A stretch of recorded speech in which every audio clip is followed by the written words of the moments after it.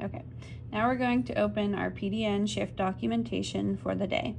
You'll click on Forms, PDN Shift Documentation,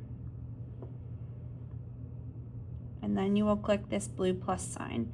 If people have used the tablet prior to you, their assessment will now populate here, and you will have a blue pencil at the bottom. You'll click on the pencil or the plus sign to open your draft for the start of your shift. You will enter the date of your visit, and you will verify that you have reviewed the medications, the interventions, and the care plan prior to starting your shift. You can then click the next arrow to go to your initial assessment. You will fill out your initial assessment once per shift. You'll click on each category and select things that apply. You will work your way through this assessment. Certain things will trigger other things. Does the client have a trach? If you click no, you're done with that section. If you click yes, it will populate other questions that you must answer. Once you have completed your initial assessment, everything after that is considered a subform or a flow sheet. To toggle between the subforms or flow sheets that you may need, this arrow at the bottom will give you all of the options that you can input: narrative, activity, vital signs, etc. So throughout the day, you will add subforms or flow sheets. For example, we'll enter a narrative.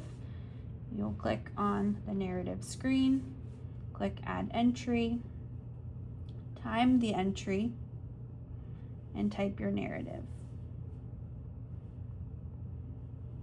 When you're done, you'll hit Save in the upper right corner, and then it will be ready for submission. If we needed to then add vital signs, we'd click this toggle menu, click Vital Signs, add an entry, time the entry that we checked the vital signs. So for this example, we'll put that we checked them at 1:30 p.m. and we checked the temperature, which was 98 degrees. You input anything that applies, but not everything is required, and then you will hit Save for that entry.